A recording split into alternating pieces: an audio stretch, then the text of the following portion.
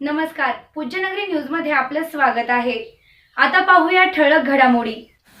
Pujyanagari news मध्ये आपले स्वागत आहे। परंडा शहरातील घडामोडी।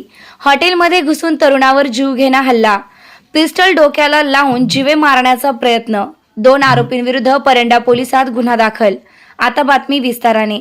परंडा तालुक्यात खळबळ उडवणारी घटना समोर आली असून कुर्डवाडी रोडवरील अजिंक्य पेट्रोल पंपाजवळील हॉटेल जाधव येथे तरुणावर थेट जीवघेणा हल्ला करण्यात आल्याची धक्कादायक बाब उघडकीस आली आहे।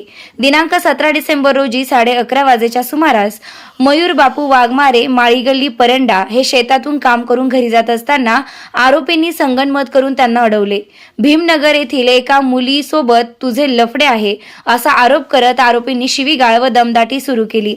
यावेळी आरोपी व्यंकटेश सांगळे याने फिर्यादीच्या डोक्यावर दगडाने मारून जखमी केले, तर आरोपी राहुल माने याने पिस्टल काढून लोड करत थेट फिर्यादीच्या डोक्याला लावून जीवे ठार मारण्याचा प्रयत्न केला। या प्रकरणी परंडा पोलीस ठाण्यात आरोपी विरुद्ध गुन्हा दाखल करण्यात आला आहे। विशेष म्हणजे आरोपी राहुल माने याच्यावर यापूर्वीही मारहाण, धमकी व अॅट्रॉसिटी अंतर्गत गुन्हे दाखल असल्याची माहिती समोर आली आहे।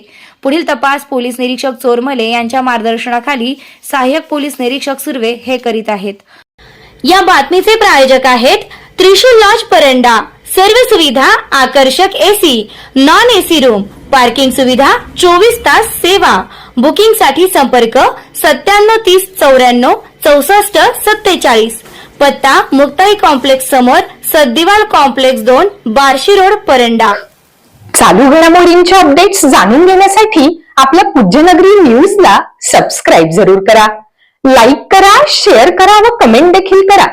बेल आयकॉनवर प्रेस करा व नोटिफिकेशन्स मिळवा।